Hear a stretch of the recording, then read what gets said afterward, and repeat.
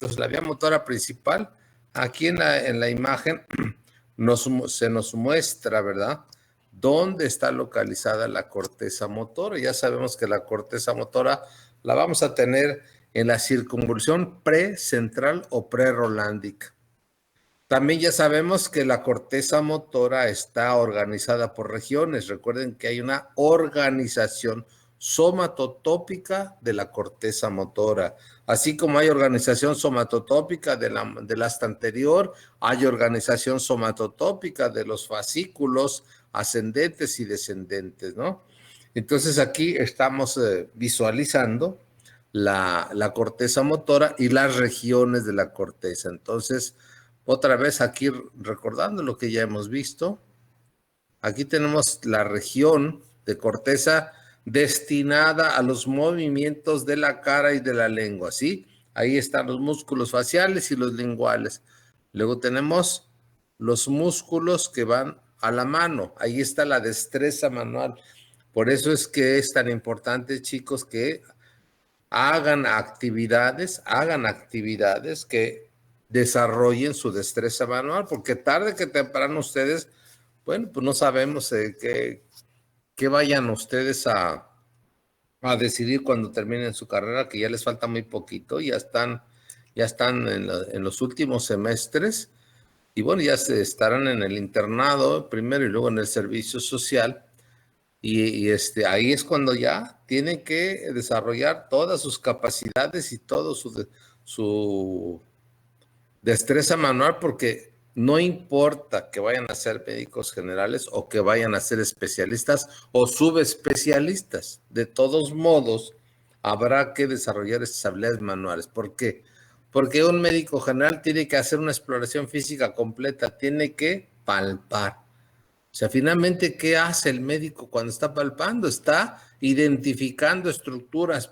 Por eso es que yo les digo que es tan importante los pilates para el cerebro. ¿Y ustedes qué tienen que hacer cuando tengan la oportunidad de estar en el hospital? Igual, practiquen la propedéutica con los pacientes, porque no hay nada mejor que eso, ¿no? Entonces, si palpan un útero grávido, pues las primeras veces no saben ni por dónde está el bebé. Pero ya con la práctica y con la destreza que desarrollan, llega un momento en que toman sus manitas, agarran la pancita de la embarazada y ya dicen, acá está el dorso, acá está la cabeza, etcétera, ¿no? Pero si se van ya a una especialidad como la de este domingo que les comenté, pues imagínense, ya está en el 6º año de neurocirugía. ¿Qué destreza manual creen que haya ya desarrollado Domingo? Pues impresionante, ¿no?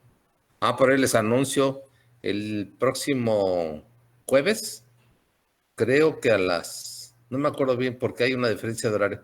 Sí, pero vamos a tener ¿cómo se llama? La participación de una de nuestras egresadas que está haciendo neonatología, está ahí en Tijuana y nos va a regalar unos minutitos de su tiempo para platicar con ustedes el jueves. Yo luego les confirmo la hora. Y bueno, seguimos con la mano, luego el brazo y antebrazo. Vean ustedes, aquí es poca la cantidad de sustancia gris. Luego todo lo que es el tronco, el tórax, el abdomen, la pelvis, muslo, pierna. Y bueno, luego volvemos a ver cómo el pie es otra parte que tiene un poquito más de sustancia gris. Porque en el pie están los dedos, claro. Nosotros, en términos generales, desarrollamos poco las destrezas del pie, pero hay mucha gente que, por ejemplo, hoy recomiendan que los niños, cuando empiezan a caminar, hay que dejarlos caminar descalzos, hay que dejarlos caminar en el pasto, en la arena, ¿sí? Para que desarrollen más sensibilidad de sus pies y no luego meterle las bototas ortopédicas que les van a deformar los arcos. En fin, bueno, esta es la destreza motora y es la vía córtico-espinal. Y entonces las fibras, vean ustedes, las que están en color aquí naranja, son las fibras que van a salir de esta región de acá. Y las fibras que están en color verde son las que van a salir de la parte interna de la corteza cerebral, las que van a la extremidad inferior. Pero bueno, entonces la vía motora principal desciende. Aquí la vemos descendiendo en la parte ventral de los pedúnculos cerebrales que forman parte del mesencéfalo. Lo que tenemos ahí es un corte de mesencéfalo. Más adelante vamos a ver en este día la configuración interna del tallo cerebral. Y entonces luego ya la vía piramidal o vía córtico-espinal desciende y luego al pasar por el puente como que la vía motora se disgrega, se va separando en varios fascículos al pasar por la protuberancia o puente de Barolio. Pero luego sale de ahí y se vuelven a juntar las fibras para formar otra vez la vía motora principal o vía piramidal, que la vemos en la parte anterior del bulbo raquídeo. Y ya sabemos que una vez que desciende a la parte inferior del bulbo, la mayor parte de las fibras, 90%, 95%, bueno, no se ponen de acuerdo los autores, pero la mayor parte de las fibras cruzan al lado contrario. Esta es la decusación piramidal que está entre el bulbo y la médula espinal. Y las fibras que no cruzan, las que son ipsilaterales, fíjense bien, unas siguen por el córtico espinal del mismo lado, el lateral, y otras por el córtico espinal ventral del mismo lado. Entonces, las fibras ipsilaterales pueden incorporarse al cordón lateral y al cordón anterior, pero son poquitas, ¿no? Bien, seguimos entonces. Bueno, y esta es otra imagen. Aquí volvemos a ver lo mismo, pero ahora especificando un poquito más. Miren ustedes, lo que estamos aquí viendo, esa es la cápsula interna. La cápsula interna, esa cápsula interna tiene un brazo posterior y un brazo anterior, ¿no? Y entonces es en el brazo posterior de la cápsula interna por donde pasan las fibras de la vía motora principal, brazo posterior de la cápsula interna. Es una región del cerebro que se encuentra, recuerden que está la cápsula interna por acá, por dentro está el tálamo, y por fuera están los ganglios basales o cuerpo estriado del telencéfalo. Y bueno, pues después de la corteza cerebral es la otra parte que puede ser afectada por lesiones vasculares. Mi madre, que en paz descanse, ella tuvo un infarto de la cápsula interna con la lesión de la vía motora principal. Bien, entonces vamos a ver, el día de ayer veíamos, ya les había comentado que esta vía motora principal que nace en la corteza va a bajar otra vez tenemos aquí mesencéfalo, aquí el puente o la protuberancia, y ya lo que tenemos acá abajo, esto ya es médula espinal. Entonces la vía motora principal no solo va a llegar hasta la médula espinal, porque siempre decimos vía piramidal o vía córtico espinal, sí, pero esa vía piramidal, esa vía motora principal tiene unas fibras que vean ustedes acá, hay unas fibras que van a llegar y se van a quedar en el mesencéfalo. Se van a quedar en el mesencéfalo. Y esas fibras que van de la corteza al mesencéfalo son parte de las fibras corticonucleares que ya al día de ayer le habíamos comentado. Yo les decía que en los esquemas que se presentan en los libros, por lo menos en los que hemos visto, hay algunos detalles de errores. Por ejemplo, miren acá. Acá está poniendo que están los núcleos motores 3, 4 y 6 y no es cierto, ¿verdad? Por eso les estoy poniendo una imagen del tallo cerebral que vamos a ver más adelante. Vamos a ver ya la configuración interna del tallo cerebral. Vamos a ver cómo se organizan los núcleos motores del tallo cerebral. Aquí lo que están ustedes viendo es los núcleos motores del tallo cerebral. Y entonces Las fibras que llegan al mesencéfalo, aquí las ven, miren ustedes. Esto es mesencéfalo. Oh. Sí, esto es el mesencéfalo. ¿Qué núcleos motores tengo en el mesencéfalo? Ahí está muy clarito. El 3 y el 4. Así es que las fibras córtico-mesencefálicas van a terminar en los núcleos motores del 3 y del 4. ¿Sí? Seguimos más abajo.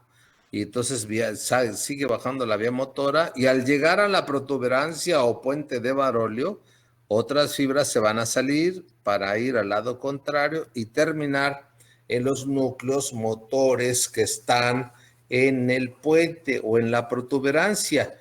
Y miren ustedes acá en el esquema que teníamos aquí, ahí están poniendo el núcleo motor del 5 y el núcleo motor del 7. No, así no es. Entonces, por eso les estoy poniendo ahora acá en la protuberancia. Voy a cambiar de color para que lo distingan. En la protuberancia es esta parte de aquí. Ahí está, este es el puente. Ahí está el puente. ¿Y qué núcleos motores tenemos en el puente? El 5, el 6 y el 7. ¿Sí? Así es que las fibras corticopontinas son fibras que van de la corteza a los núcleos motores del puente. ¿Cuáles son los núcleos motores del puente? El 5, el 6 y el 7, ¿no? Y seguimos con las fibras que están más abajo. Entonces aquí sigue otra vez la vía motora principal y al llegar al bulbo hay varias fibras que se van a ir a los núcleos motores del bulbo. ¿Sí? Son las fibras córtico-bulbares. ¿Sí? Son las fibras córtico-bulbares que, bueno, aquí están poniendo los pares craneales, que son el 9, el 10, el 11 y el 12. Sí, nada más que no hay núcleos motores de 9, 10 y 11 separados. No, hay un solo núcleo que se llama núcleo ambiguo. Ese lo vamos a estudiar más adelantito. El núcleo ambiguo es un núcleo motor que comparte o que da fibras a través de los tres pares craneales que son el 9, el 10 y el 11. Y finalmente tenemos el núcleo motor del hipogloso. ¿Sí? Entonces, fibras córtico-mesencefálicas, núcleos motores del 3 y del 4. Fibras córtico-pontinas, núcleos motores del 5, del 6 y del 7. Fibras córtico-vulvares, núcleo ambiguo y núcleo motor del hipogloso. ¿Vamos bien?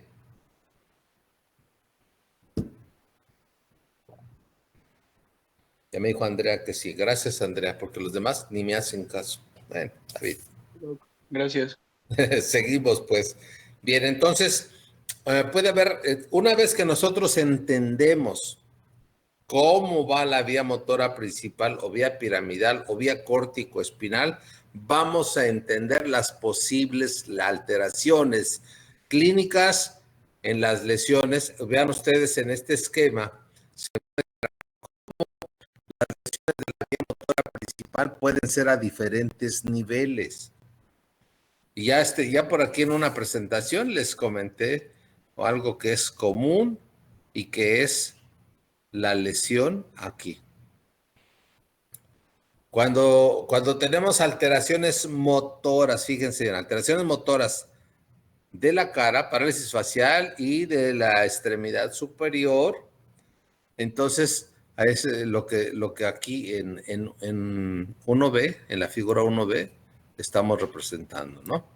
Entonces, vean ustedes ahí, tenemos parálisis facial y tenemos parálisis de la extremidad superior. Ipsi, la pregunta es ipsi o contralateral. Bueno, pues entonces ahí, ahorita vamos a ver ahí cómo estas fibras motoras, pues ya sabemos que van a bajar y van a cruzar al lado contrario, entonces vamos a tener lesiones del lado contrario. En el caso de la parálisis facial, tiene un poquito más de detalle, pero bueno, ahorita con que lo vayan entendiendo así no importa. ¿Qué puede pasar? O no, ¿cuál podría ser la posible causa de lesión de esta región de la corteza motora? Miriam, Angélica, ¿está por ahí? Miriam. Si me puedes escribir, Miriam, si no puedes, no tienes micrófono. Gracias, Miriam. ¿Cuándo se puede presentar una lesión de esta parte de la corteza cerebral? ¿O qué vaso sanguíneo se va a ver afectado?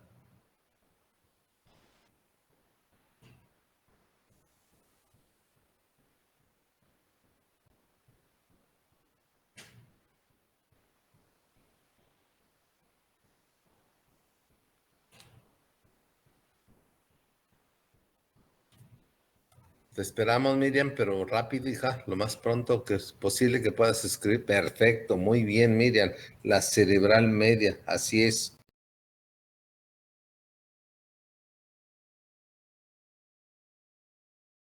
Toda, recuerden, ¿no?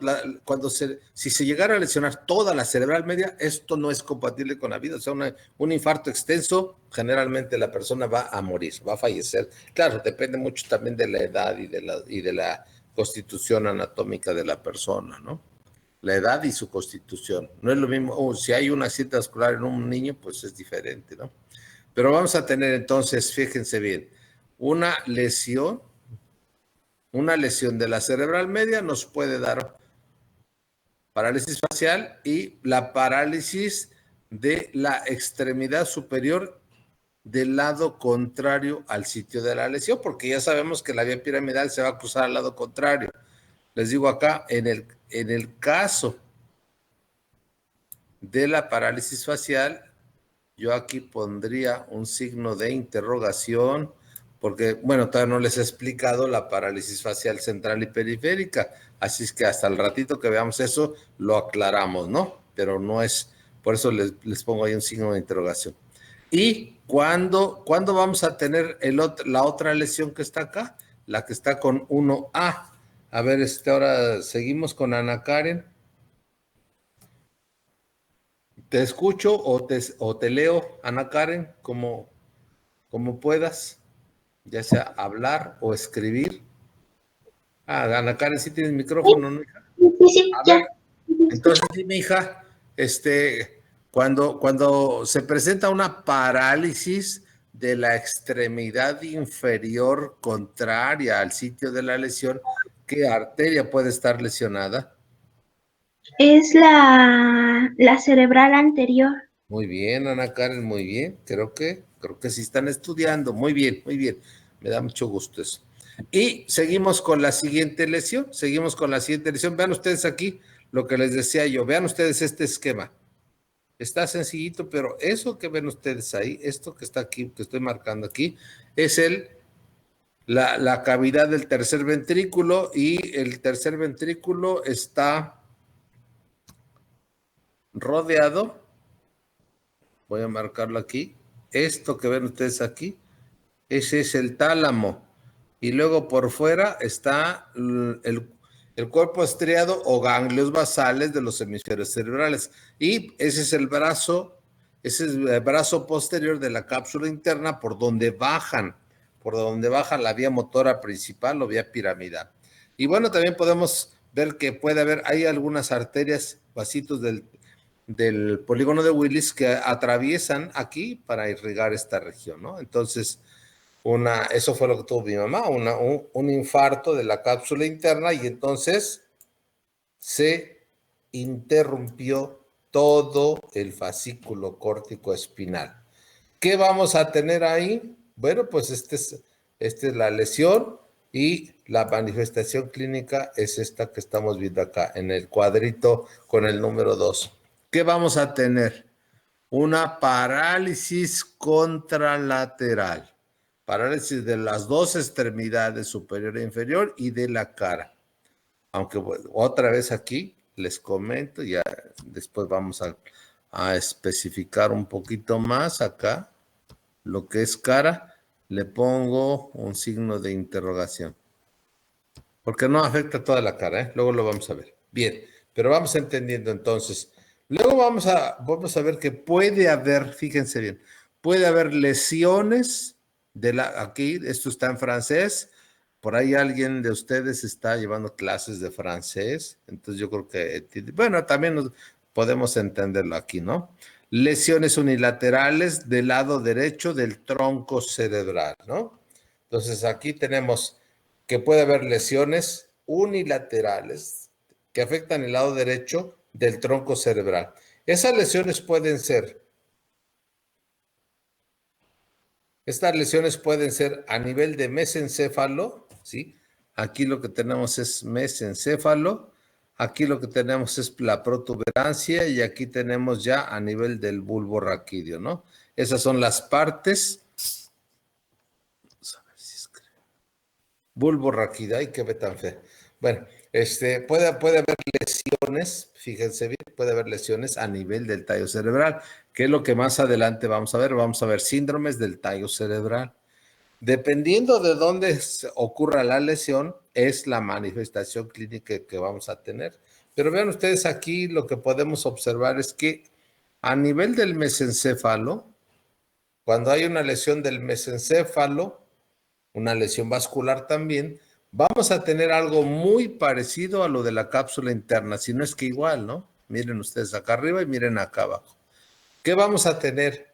Parálisis de la mitad izquierda contralateral. La lesión ahí que están representando es del lado derecho y la parálisis va a ser de toda la mitad del cuerpo del lado izquierdo o contralateral. ¿Por qué? Porque esta vía más adelante se va a cruzar.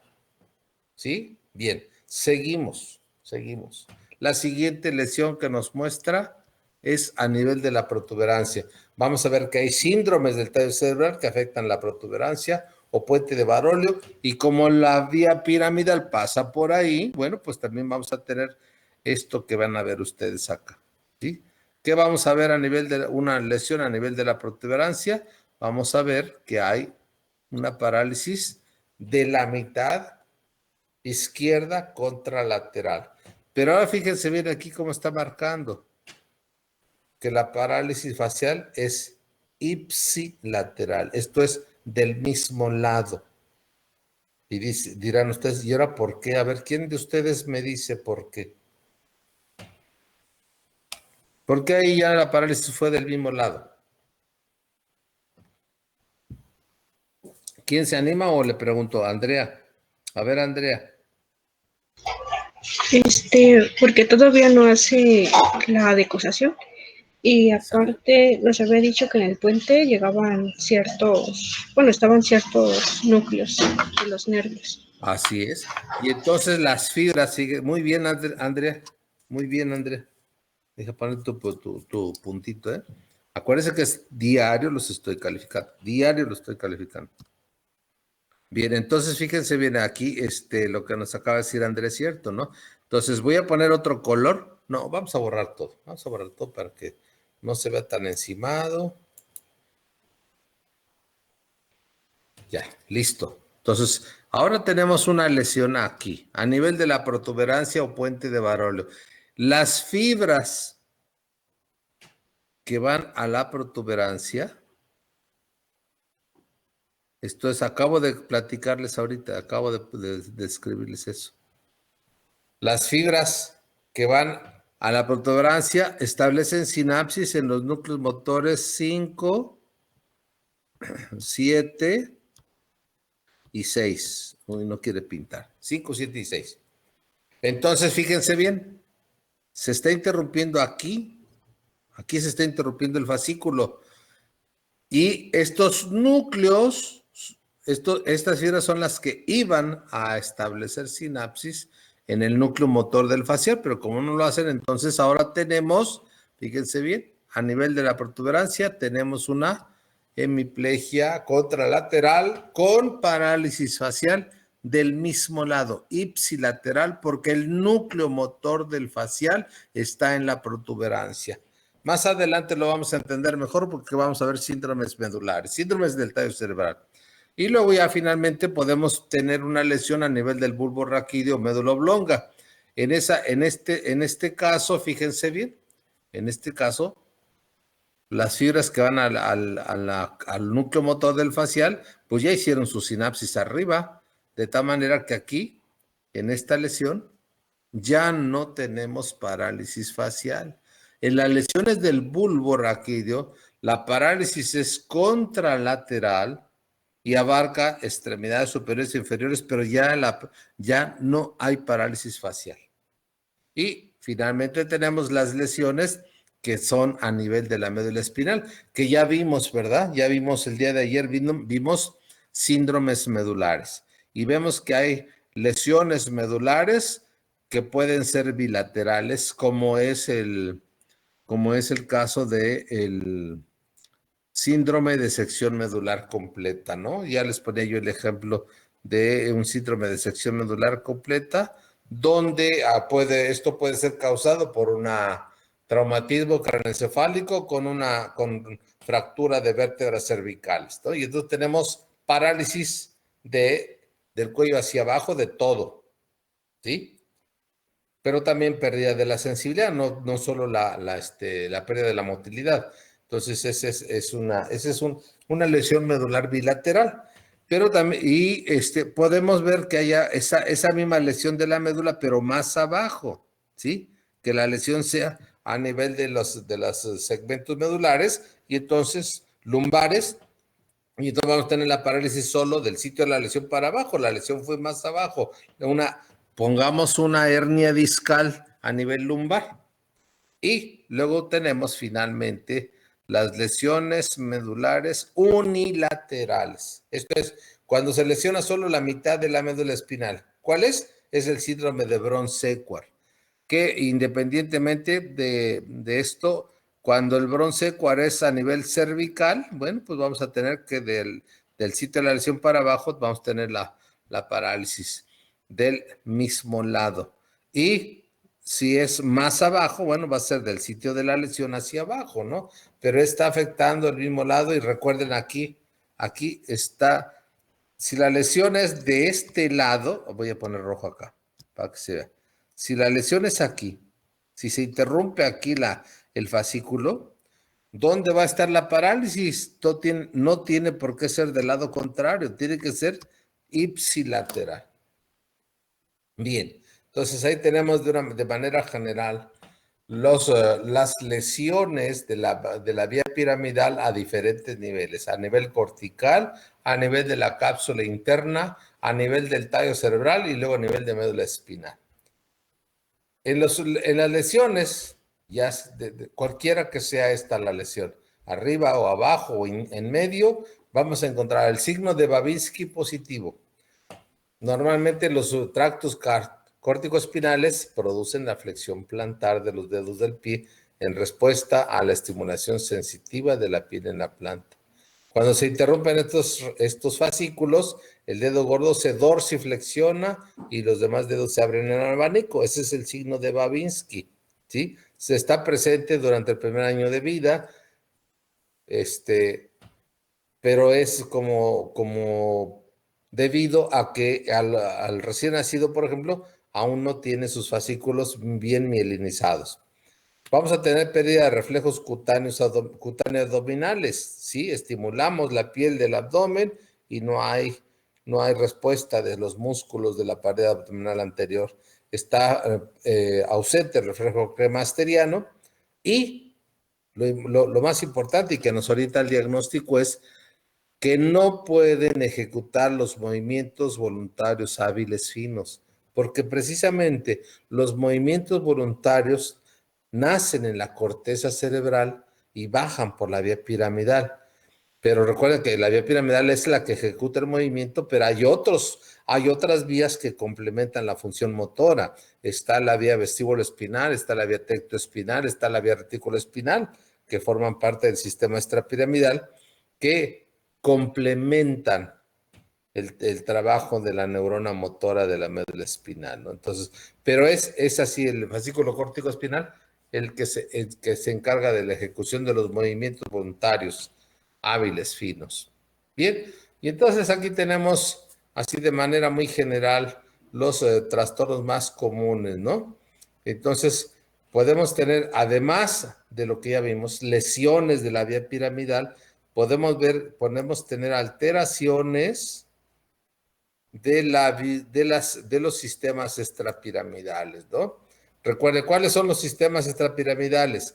vestíbulo espinal, tecto espinal y retículo espinal, vestíbulo espinal. Estos son los principales fascículos que forman el sistema extrapiramidal. Y entonces en ellos vamos a encontrar parálisis, que puede ser parálisis severa, puede haber atrofia muscular o no. Va a haber espasticidad o hipertonía de los músculos. Aquí ven ustedes cómo en la extremidad, aquí por ejemplo, vean ustedes los brazos cómo se ven aquí. La extremidad superior está flexionada, mientras que las inferiores se mantienen en extensión, ¿sí? Hay hiperreflexia osteotendinosa, hay clonus en los músculos flexores de la mano, en el cuádriceps y en los músculos de la pierna, en los gastrocnemios. La famosa reacción en Navaj, en donde hay resistencia muscular cuando se intenta un movimiento pasivo articular. Los músculos pueden ser estirados y ceden súbitamente debido a la inhibición de los órganos neurotendinos. Y entonces, bueno, pues vean ustedes que puede haber tanto lesiones de la vía piramidal como de los sistemas extrapiramidales. Pero que haya una lesión que afecte solo la vía piramidal o solo la extrapiramidal, eso no es común. Así es que cuando va a haber afectaciones, se afectan los dos sistemas de manera, se combinan, ¿sí? Alteraciones piramidales con extrapiramidales. Y luego aquí tenemos lo que es una hemiplegia, una diplejía y una cuadriplejía. Nada más para que tengan ustedes el concepto general, hemiplegia es un trastorno en el que ya vimos lo que está paralizado es la mitad contralateral del cuerpo, ¿sí? Generalmente lo que acabamos de ver es que esto se debe a una lesión de la corteza motora, ¿no? Pero puede estar a diferentes niveles. La diplejía es una parálisis bilateral de los dos lados del cuerpo. O sea, afecta, si es una diplejía, es que vamos a tener parálisis de las dos extremidades superiores o de las dos extremidades inferiores. ¿Sí? Como lo mostraba el esquema aquí, miren. Aquí vean ustedes, esta es una diplejía. Ahí tenemos parálisis de las dos extremidades inferiores. Y la tetraplejía o cuadriplejía es un signo clínico donde tenemos una parálisis total de brazos y de piernas por un daño a nivel de médula espinal, que ya lo vimos, ¿verdad? Generalmente es debido a una síndrome de sección medular completa, pero también la esclerosis lateral amiotrófica puede provocar tetraplejía.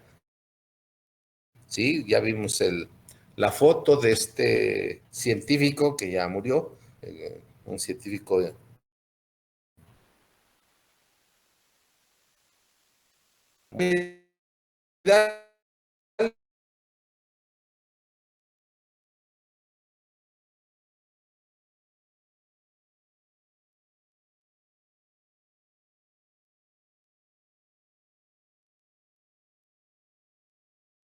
cinética. Y entonces los niños con la parálisis de retorcimiento. Por ahí en donde vivo en Cuautla, hay un jovencito con parálisis cerebral.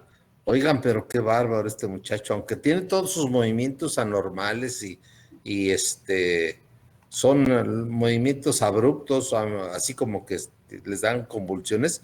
Ese muchacho lo veo que se trepa a su bicicleta y va en su bicicleta con todo y los movimientos que tiene. La verdad, qué bárbaro. Es de llamar la atención, ¿no?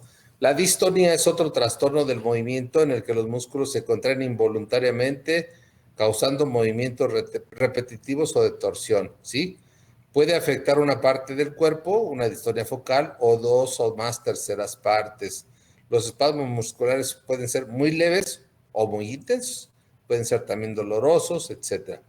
Y la ataxia es la falta de control muscular o de coordinación de los movimientos voluntarios, como es al caminar, como es al recoger, etcétera, ¿no? Entonces, vamos a continuar acá. Lesiones de neurona motora inferior. Ya vimos lesiones de neurona motora superior, ahora tenemos lesiones de neurona motora inferior. Esto es cuando las motoneuronas del asta anterior de la médula espinal degeneran o se lesionan. Las causas pueden ser traumatismos, infecciones, enfermedades degenerativas, trastornos vasculares y bueno, antiguamente se veía mucho las secuelas de poliomielitis. La poliomielitis es una enfermedad viral que en su tiempo también causó muchos problemas.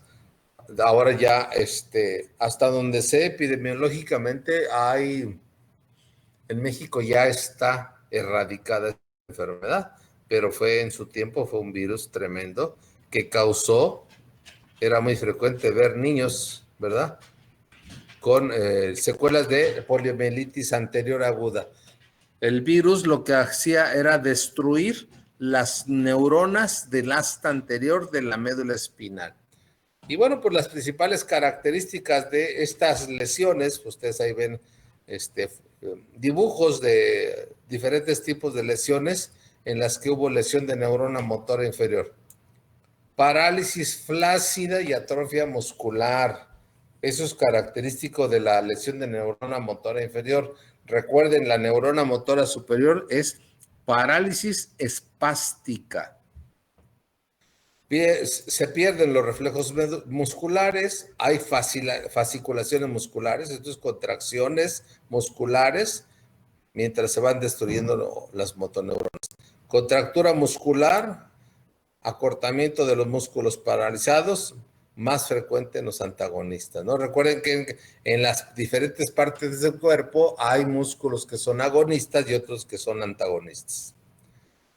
Reacción de degeneración, cuando se afecta la neurona motora inferior, el músculo no responde a estimulación eléctrica alterna 7 días después de la lesión, ¿sí? Esta es hay un estudio que se hace, lo hacen mucho en el Instituto Nacional de la Rehabilitación, se llama electromiografía.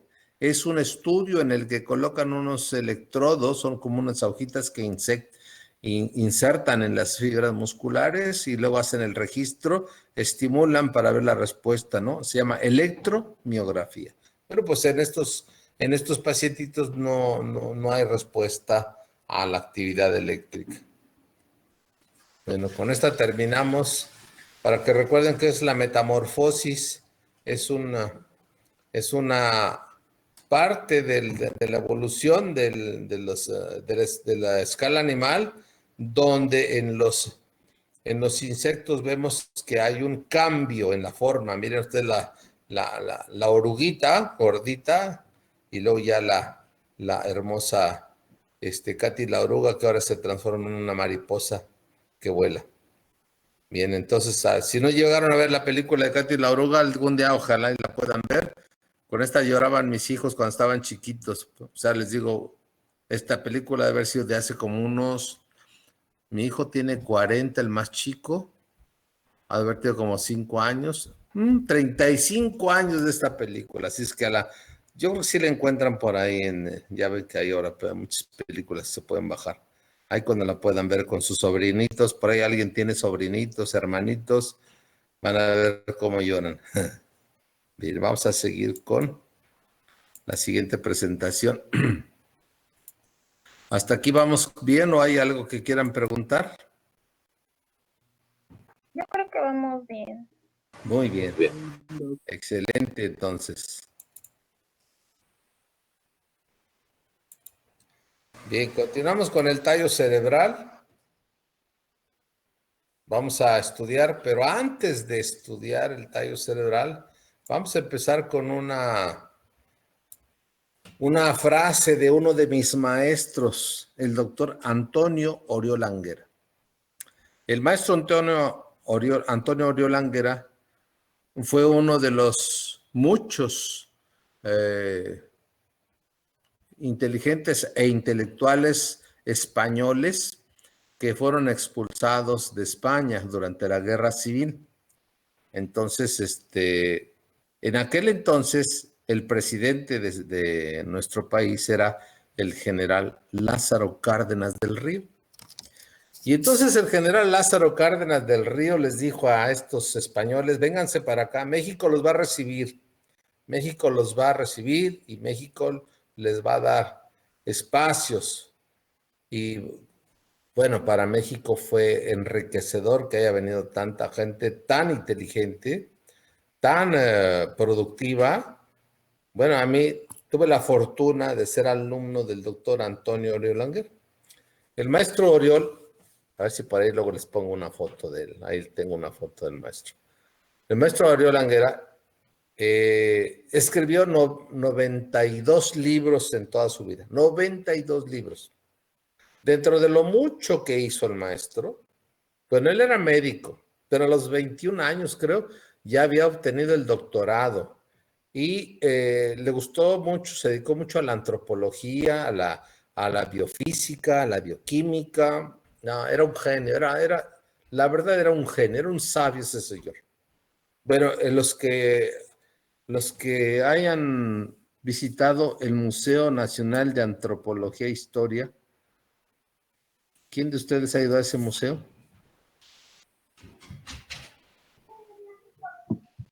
Una vez fuimos. David, Creo que ¿has yo ido al museo? Una vez Eric, fue toda la Todos, generación. ¿eh? fuimos todos juntos una vez. Ah, perfecto, excelente. ¿Quién les pidió que fueran al museo? Es un grupo que se llama. ¿Quién fue? Fue la profesora Belmonte. Ah, la maestra Berenice. Sí. Sí. Berenice Rodríguez. Oh, lástima que ya se jubiló la maestra, hombre. Pero qué bueno que los hizo ir a los museos de antropología. Déjenme decirles que el Museo Nacional de Antropología e Historia está clasificado como uno de los mejores museos del mundo, no de México, del mundo. Y la Sala Maya la montó el maestro Antonio Oriol Langer. Fíjense, la Sala Maya la monta un español, porque no se imaginan ustedes el maestro cómo sabía de la cultura maya. No, yo lo recuerdo cuando él daba conferencias, alguna vez se presentó en el Museo de Historia de México, el museo que está ahí cerquita del Zócalo. Ahí se presentó un día en la noche a dar una conferencia sobre el arte maya. No, hombre, yo me quedaba fascinado de escuchar al maestro. Sabía sabía de todo, pero de la cultura maya era impresionante. Y uno de sus libros uno de sus libros que él escribió fue 3 horas con el arte maya, que afortunadamente lo conseguí. Ese libro lo tenía yo, pero como me encantaba andar prestando libros para compartir estas cosas, pues por ahí lo presté y nunca más me lo regresaron, no lo pude localizar. Y hace algún tiempecito, mi hija Azaré, que vive en Inglaterra, me dice: papá, encontré el libro del doctor Oriol en una biblioteca, en una librería de libros usados en Barcelona, España. Y lo compró por Mercado Libre o Amazon, yo no sé qué es eso. Y me mandó mi libro hasta la Ciudad de México. No, hombre, ese es un tesoro para mí. 3 horas con el arte maya del maestro Antonio Oriol Langer. Y por ahí a veces les damos detalles o algunos tips de lo que el maestro Oriol escribía, de lo que el maestro Oriol platicaba. Y bueno, pues es precisamente una de estas frases de tantas del maestro, es esta. Lo importante es evitar oxidarse mentalmente, pues hay que recordar que las neuronas no envejecen, esto es, no se arrugan como la piel, pero sí se atrofian como el músculo. Por eso deben ser estimuladas constantemente, por lo cual hay que mantenerlas ocupadas con regularidad. Y como fondo de esta frase, pues miren más, qué escuela tan hermosa está ahí al fondo. Orgullosamente sisitecos, muchachos.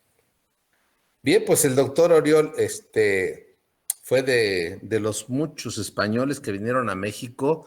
Unos incorporaron a la UNAM, otros al Politécnico. Yo los dos que conocí y fueron mis maestros fue el doctor Antonio Oriol Languera y el doctor Alberto Folch y Pi. Dos grandes cerebros, ¿no? Pero por ahí deben de ustedes haber escuchado a una persona inteligente, versátil, Carmen Aristegui. A ver quién me dice. Julisa Jacqueline. ¿Estás por ahí, Julisa?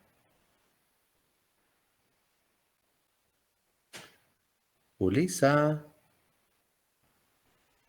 Creo que no me escucha. Lenin Juvencio.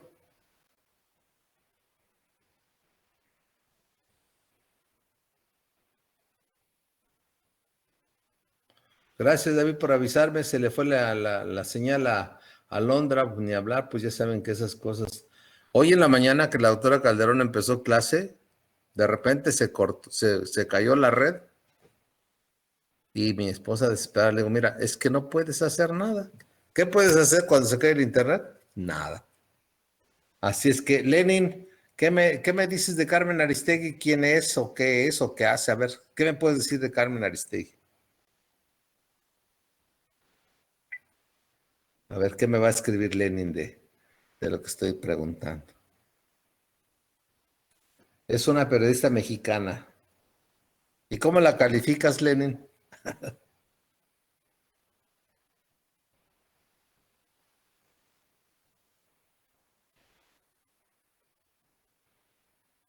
¿Es buena en su trabajo? Bueno, yo la calificaré de excelente, ¿eh?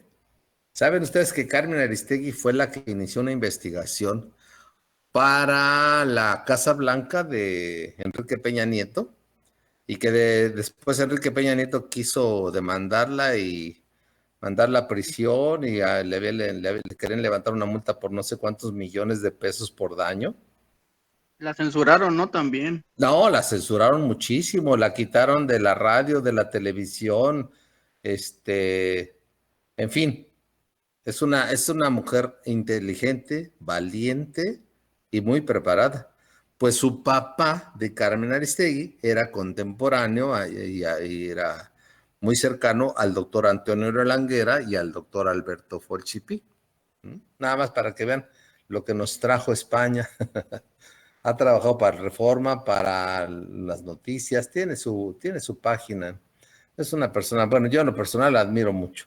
La verdad, pues ha sido muy valiente y no se amedrentó ante el presidente de la República de aquel entonces. Y salió a la luz y se descubrió hoy sabemos todo eso de la Casa Blanca y muchas cosas más. Pero bueno, no nos salgamos del tema. Sigamos mejor con la neuro. Miren ustedes lo importante que es lo que dice el maestro. Dice, las neuronas no envejecen, no, ni se arrugan, pero fíjense bien, sí se atrofian como el músculo. A ver, entonces vamos a preguntarle a Diana. ¿Está por ahí Diana? Dianita, ¿me escuchas? Ahí está Diana. Ok. Diana, ¿cuándo ocurre atrofia muscular? ¿O por qué puede ocurrir atrofia muscular? Sin que haya enfermedad, ¿eh? O sea, no pensé, ¿cuándo puede haber atrofia muscular? A ver, Diana, ¿qué nos dices?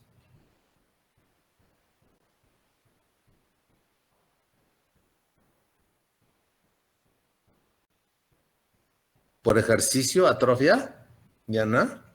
O sea, ¿el ejercicio causa atrofia muscular? Desuso, exacto, desuso. Una persona, por ejemplo, una persona tiene una fractura de radio o de cúbito o del codo, una fractura de miembro superior. Cuando una persona tiene una fractura, pues ustedes ya llevaron traumatología ortopédica, eso ya me lo saben bien. Le ponemos su férula, le ponemos su yeso, ¿sí? Y la inmovilizamos. No sé si es un niño de 3 años, con 20 días es suficiente. Si es un adulto de 20, 30 años, inmovilizamos 40 días, 30 días y ya. Y si es un adulto mayor, lo inmovilizamos 2 meses o más, según muchas características, ¿no? Pero, ¿qué pasa con esa extremidad que se mantiene sin mover durante 2 meses o un mes? ¿Qué pasa ahí, Diana? A ver, coméntanos, Diana, ¿qué le pasa a una persona que se fracturó el antebrazo, luego le pusieron su férula y a los 2 meses se la retiran? A ver, platícanos. Ahí escríbenos, déjame, mientras voy por agüita.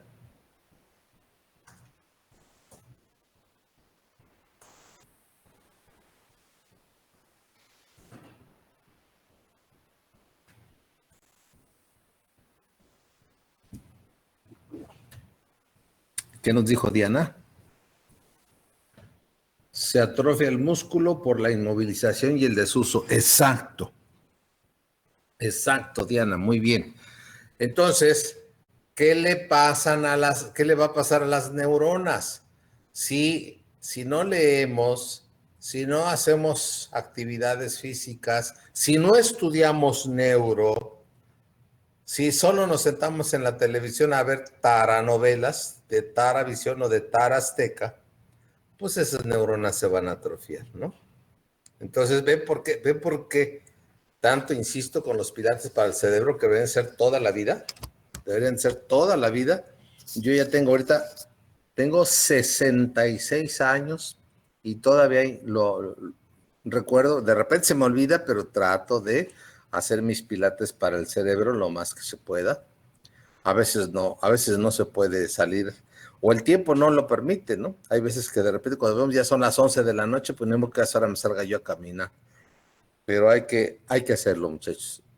Y precisamente, haber ustedes elegido esta carrera de medicina es un privilegio para ustedes porque ese cerebro, mientras ustedes quieran mantenerse actualizados, mantenerse activos, mientras ustedes quieran estarse superando, van a tener que estar leyendo y estudiando y ese cerebro va a estar trabajando, y esas neuronas no se van a atrofiar. Espero que esto les quede bien clarito, ¿eh? Vamos a ver que no avanza. Ahorita hacemos que avance. Bien, vamos a estudiar el tallo cerebral de manera muy general, los principales detalles, sus principales características del tallo cerebral. Entonces vamos a ver, el tallo cerebral está formado, vamos a poner aquí este color. El tallo cerebral está formado por, de aquí a acá, mesencéfalo, protuberancia y bulbo raquídeo. Son las tres partes que tiene el tallo cerebral. Repito, mesencéfalo, protuberancia y bulbo raquídeo o médula oblonga.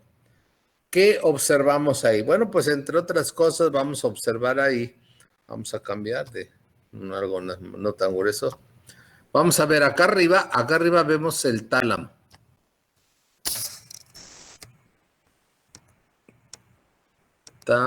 No sé por qué no quiere pintar. Tálamo, ahí está el tálamo. Ese es el tálamo. No forma parte del tallo cerebral, pero es continuación, ¿no? El tálamo forma parte del diencéfalo. Y vamos a tener ahí estructuras diencefálicas. Esto que vemos aquí, esta es la glándula pineal o epífisis.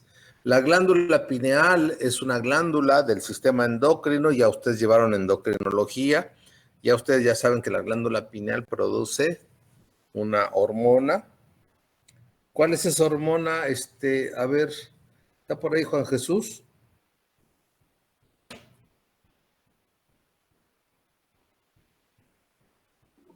Sí, aquí estoy.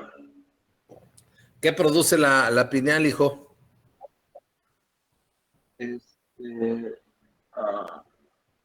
¿Cómo se llama? Es la que sirve para regular el ciclo circadiano, la melatonina. Así es. La glándula pineal produce una hormona que es la melatonina, que está íntimamente relacionada con los ritmos circadianos o los ciclos sueño-vigilia. Cuando estamos dormidos, cuando apagamos la luz, cuando cerramos los ojos en la noche,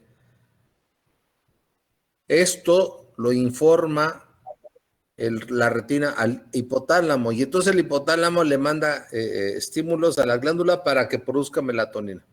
Una vez que empieza a amanecer, que ya hay más luz, el hipotálamo le dice a la glándula pineal, ya, hasta ahí nada más. Entonces la melatonina es una hormona que aumenta su producción durante la noche y que tiene que ver, hoy se sabe que tiene que ver con funciones que tienen en relación con los órganos genitales, que tiene que ver con la tiroides, que tiene que ver con varias otras hormonas. ¿no? Aunque todavía se desconocen muchas cosas, pero la glándula pineal produce la melatonina. Y por eso en algunos anuncios de la televisión ponen ahí que es la hormona para dormir. No. La melatonina no es no es una sustancia que produzca la inducción del sueño, no. Se produce cuando uno está dormido, sí, pero no tiene nada que ver con la inducción del sueño. Aunque muchos ahí lo recomiendan y lo he visto en la tele, pero bueno, se los aclaro para que no se crean ustedes de esas cosas. Y luego tenemos ya, entonces está el tálamo, que es del diencéfalo, está la glándula pineal epífisis, que es también del diencéfalo, y tenemos también, tenemos también,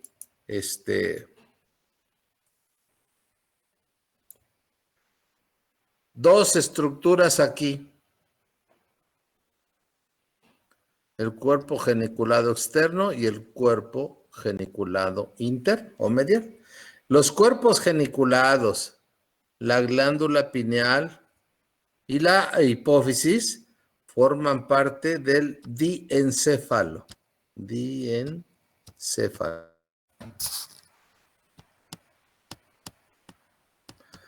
Y entonces ya nos seguimos abajo con lo que es mesencéfalo. El mesencéfalo o cerebro medio es el que está uniendo al cerebro anterior con el cerebro posterior. Es la parte más angosta. Algunos le llaman el istmo encefálico porque es la parte estrecha. Y ahí vamos a tener esto que ya hemos estado viendo en otras, en las vías. Aquí estamos viendo 2 colículos superiores, 2 colículos inferiores, y esto todo en conjunto es lo que se conoce como la lámina. Esta es la lámina cuadrigémina. Esta lámina cuadrigémina también se conoce como el tectum mesencefálico. Tectum mesencefálico. Bien. Y observamos aquí en la parte posterior lo que es la lámina cuadrigémina o tectum mesencefálico, y en la parte anterior lo que estamos viendo ahí son los pedúnculos cerebrales. Pedúnculos cerebrales. Y por abajito, exactamente abajo del colículo inferior, ahí vamos a ver el origen aparente de un par craneal. ¿Qué par craneal será este? ¿Quién me dice? ¿Quién se lo sabe? Troclear. El troclear. Ajá. El patético El 4. troclear. Exacto, muy 4. bien. Muy bien, es el 4. Es el único que tiene su origen aparente en la cara posterior del tallo cerebral. Es el patético troclear, cuarto par craneal. Esas son las principales características externas del mesencéfalo. Y entonces nos vamos ahora a lo que sigue, a la protuberancia o puente de Barolio. La protuberancia o puente de Barolio es esto, ¿sí? Y hacia atrás el puente está conectado con el cerebelo. Nada más que aquí se cortó y ahí están los pedúnculos cerebelosos. Entonces la protuberancia, ¿qué tiene aquí en la parte lateral? Tiene ahí un nervio grandote. Este nervio grandote que está aquí es el trigémino. Y en la parte posterior, entre la protuberancia, el bulbo y lo que se cortó, que es el cerebelo, ahí vamos a encontrar la cavidad del cuarto ventrículo. Este es el cuarto ventrículo. Y saliendo aquí, en el surco ponto-bulbar, las dos raíces, ahí estamos viendo las dos raíces del octavo par craneal. Este es el estatoacústico o vestíbulo coclear. Y los pedúnculos cerebelosos, fíjense bien, acá es pedúnculo cerebral. Y acá estos son pedúnculos cerebelosos. Están formados por 3 porciones o 3 sitios o tres brazos diferentes. El que está acá arriba, el que está en la parte superior, este es el pedúnculo cerebeloso superior. Este pedúnculo cerebeloso superior también se conoce como brachium conjuntivum. Ay, es que no quiere printar bien esto.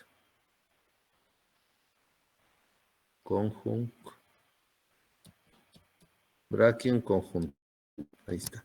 Conjuntivum. Y luego hay otra parte del puente, que es la que se une. Esta parte es la que está uniendo al puente con el cerebelo. Esto es el pedúnculo cerebeloso medio. Y este pedúnculo cerebeloso medio también se conoce como el brachium pontis. Ahí está el brachium pontis, ¿sí?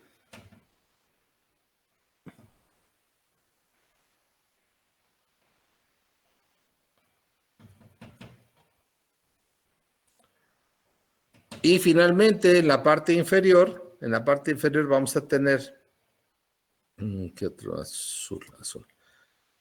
Esto que estamos viendo aquí abajo, este será el pedúnculo cerebeloso inferior, o a este se le conoce como el nombre de el cuerpo restiforme.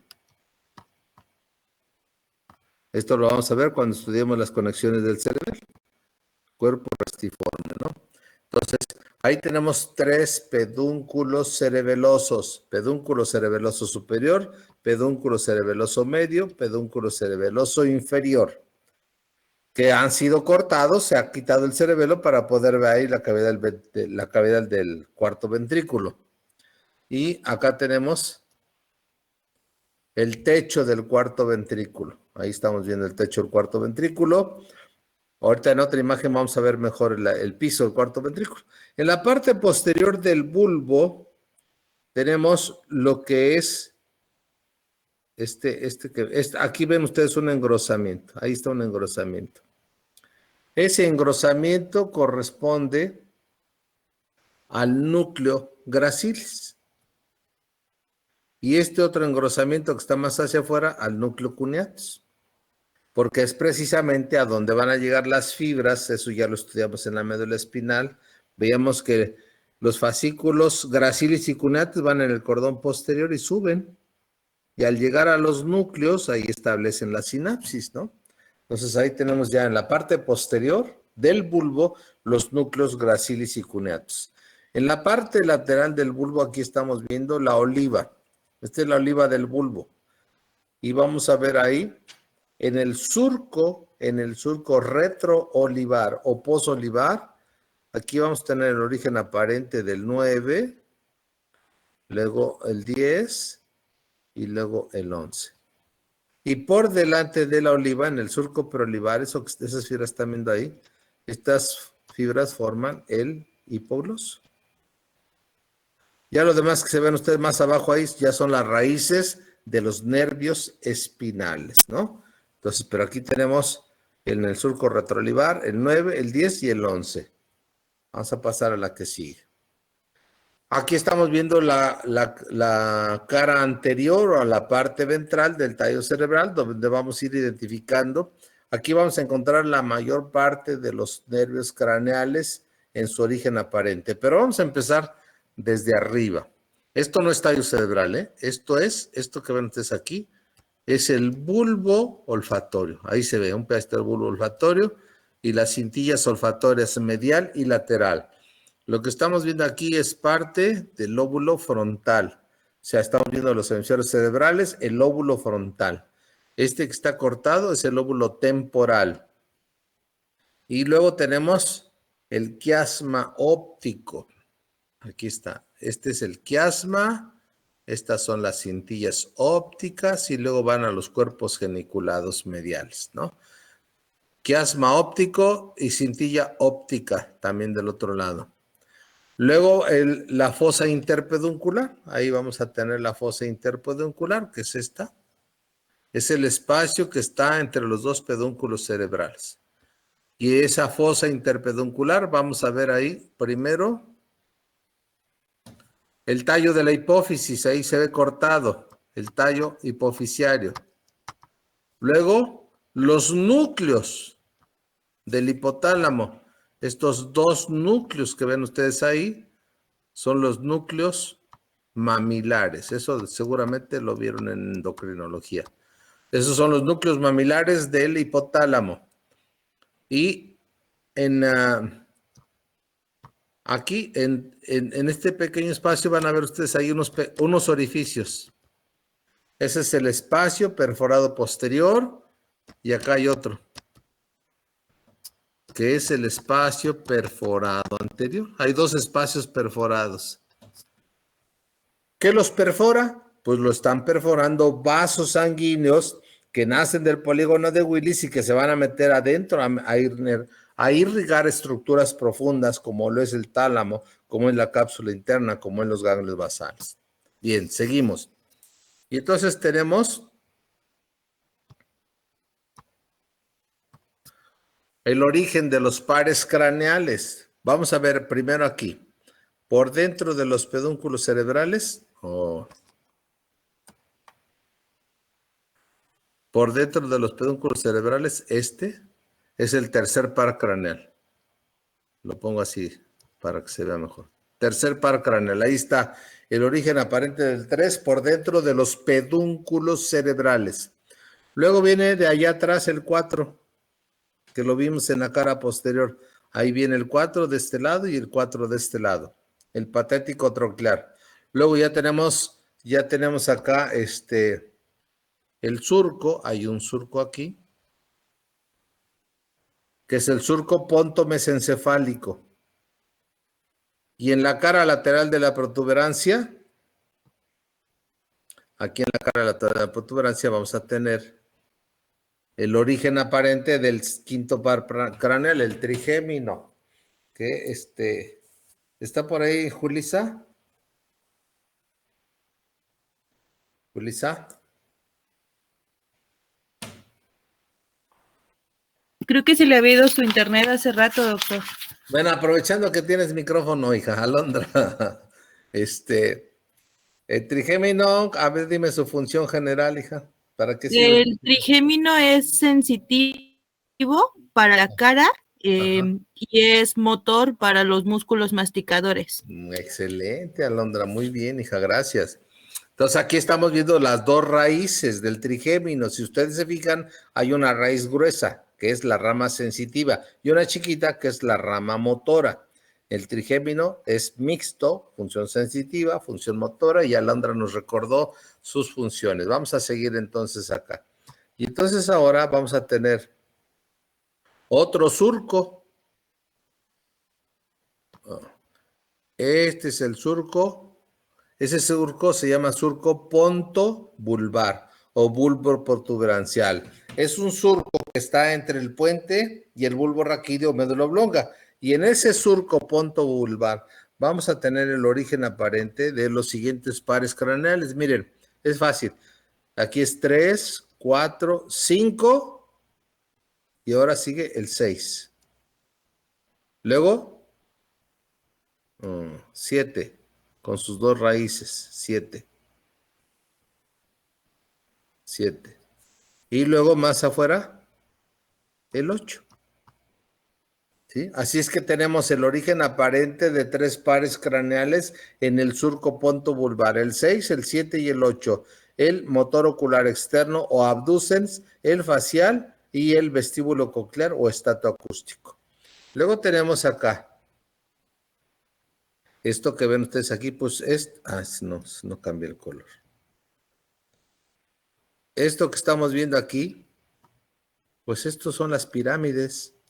Aquí estamos viendo la pirámide vulvar, estamos viendo la vía motora principal, que luego al llegar aquí se cruza al lado contrario, ahí se cruzan, y eso que tenemos abajo es la decusación piramidal. Así es que recuerden ustedes, eso que acabo de pintar en rojo es la vía motora principal o vía piramidal. Y vamos ahora aquí a delimitar otras estructuras. De este lado vamos a marcar ahí, eso que ven ustedes ahí es la oliva vulvar. Ahí hay un núcleo olivar del que sale el fascículo olivoespinal y a otras fibras que son las espinolivares. Bien, Entonces tenemos un surco. Tenemos un surco adelante de la oliva. Este surco que ven ustedes aquí, y lo vamos a poner de este lado, se llama surco preolivar o surco olivar anterior. ¿Qué sale por ese surco preolivar o olivar anterior? Sale el 12º par craneal, el nervio hipogloso. Luego tenemos otro surco, que lo voy a pintar acá de este lado. Este es el surco retroolivar. Hay un surco que está detrás de la oliva. Y en ese surco que está detrás de la oliva, en el surco retroolivar, vamos a tener la emergencia o la salida de los pares craneales 9, 10 y 11. Así que tenemos ahí casi todos, fíjense bien. El 1 está acá arriba, ¿sí? Ese no está en el tallo cerebral, el olfatorio. El 2 está aquí en el diencéfalo, tampoco está en el tallo cerebral, el 2. Pero todos los demás están en el tallo cerebral, ¿sí? Y entonces aquí volvemos ahí a señalar los siguientes pares craneales. Aquí el 12, aquí el 9, aquí el 10 y aquí el 11. Son los pares craneales con su origen aparente. Ya luego vamos a más adelante vamos a estudiar el origen aparente y el origen real de los pares craneales. Seguimos. En la cara posterior, ya varias cosas, ya ahí no me voy a detener en lo que ya vimos, solo nos faltaría puntualizar los detalles del cuarto ventrículo, ¿no? Los detalles del cuarto ventrículo, y bueno, pues el cuarto ventrículo es todo esto, ahí está. Este es el cuarto ventrículo. ¿Qué tenemos ahí en el cuarto ventrículo? Bueno, pues tenemos algunas estructuras muy importantes como acá. Esto que ven ustedes aquí. Este es el colículo facial o eminencia teres. Ahí ya no pongo, ya saben cuál es el tectum, ya saben cuál es la pineal, cuáles son los cuerpos geniculados. A lo mejor nos faltaría hablar de esto que está aquí, que no es más que la cavidad del tercer ventrículo. Y entonces acá decíamos que esa pequeña elevación que ven ustedes ahí, este es el colículo facial, que lo vamos a integrar mejor al ver ya los cortes transversales del tallo cerebral. Colículo facial, o se conoce también como eminencia teres. Eminencia teres. ¿Qué quiere decir eminencia redondeada? Es como una bolita, un colículo es una bolita también. Ahí tenemos entonces el colículo facial o eminencia teres en el piso del cuarto ventrículo. Luego tenemos esto que ves aquí, son unas fibras que atraviesan aquí, son las estrías medulares o barbas del cálamo. Luego, ¿qué más? Bueno, pues ahora vemos aquí una zona triangular, ¿sí? Una zona triangular, pues se llama trígono acústico. Ese es el trígono acústico. Y atravesado por las barbas del cálamo o estría medular. Y más abajito, en el piso del cuarto ventrículo, vamos a tener acá. Que ven ustedes ahí, este es el núcleo motor del hipogloso. Y el otro que está más afuerita, que está aquí más abajito, es el núcleo dorsal del bajo, en el piso del cuarto ventrículo. Y en el vértice de esta cavidad del cuarto ventrículo, aquí tenemos una zona que se conoce como el área postrema.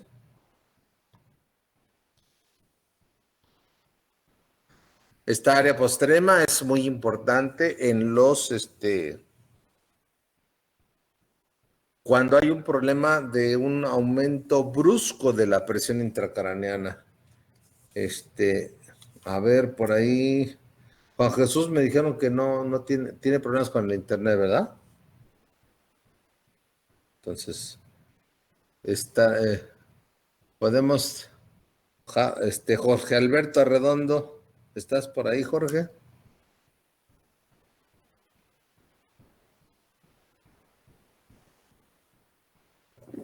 Jorge, escríbeme que estás ahí presente allá. Gracias, Jorge.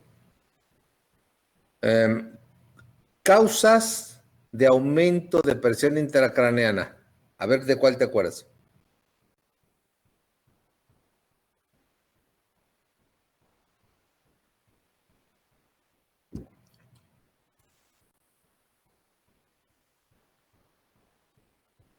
Estamos esperando a Jorge.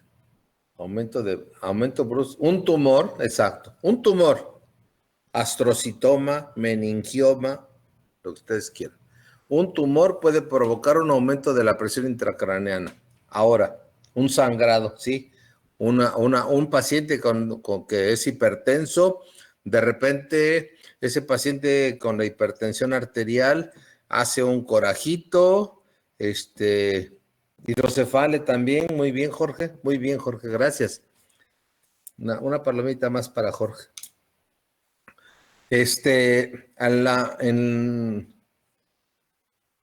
Cuando se aumenta la presión intracraneana puede ser, decíamos aquí, ya nos dijo varios detalles Jorge, tumor, un sangrado, ahí decíamos que hay un paciente con hipertensión arterial y de repente ese paciente no está controlando su tratamiento, no está haciendo su tratamiento adecuado y tiene un aumento brusco de la presión arterial, una crisis hipertensiva, porque hizo un coraje, un susto, una impresión muy fuerte y se le dispara la presión arterial y se le rompe una ramita pequeñita ahí adentro en el cerebro. Esa es una hemorragia cerebral, es un derrame cerebral. Eso va a causar aumento de la presión intracraneana.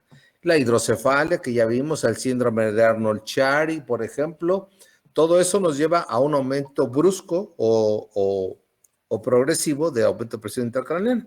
Y cuando hay aumento de la presión intracraneana, Jorge, ya nomás para completar, ¿qué le pasa al paciente con un aumento de presión intracraneana brusca? Y que les digo ahí, hay que correr al hospital, rápido, urgentemente. ¿Qué le pasa?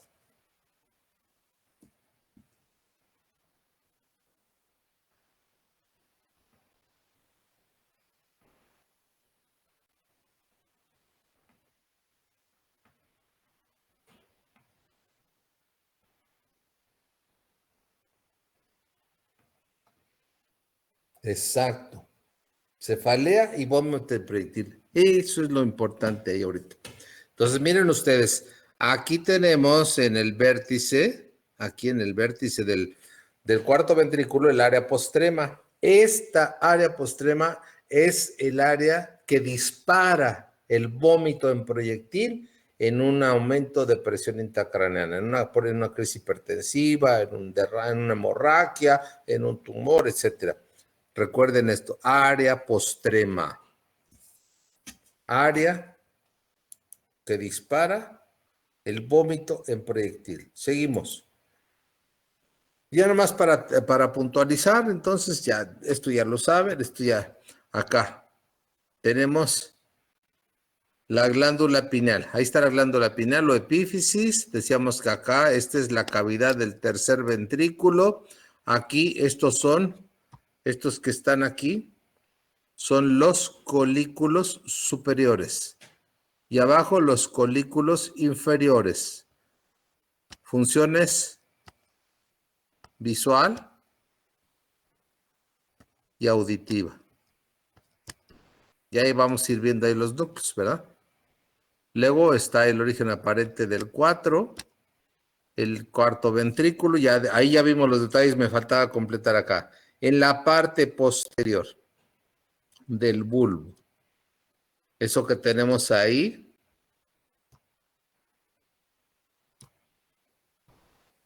Este que está acá. Este es el núcleo gracilis, que es continuación de lo que está acá atrás. Recuerden ustedes, ¿qué hay en el cordón posterior de la médula espinal? Está está el fascículo gracilis. Y al lado del gracilis está acá el núcleo cuneatus acá en el bulbo y acá el fascículo cuneatus. ¿sí? Entonces vean ustedes, ahí estamos viendo por la parte posterior del bulbo raquídeo, el cordón posterior abajo, en médula espinal, abajo, aquí es médula espinal. Ahí está los fascículos del cordón posterior. Y en el bulbo ya no son fascículos. En el bulbo son los núcleos, gracilis y cuneatus. Seguimos. Ahora estamos viendo el tallo cerebral, pero ahora el tallo cerebral partido a la mitad. Este es un corte sagital. En este corte sagital lo vamos a identificar. Primero acá, esto que ven ustedes aquí, todo esto es el cuerpo calloso. ¿Sí? O comisura interhemisférica. Cuerpo calloso. O comisura interhemisférica. Luego vemos ahí, este es el tálamo, que lo vimos hace ratito. Ahí está el tálamo. Estamos viendo ya lo que es el diencéfalo. Cuerpo calloso o comisura interhemisférica, eso es del telencéfalo.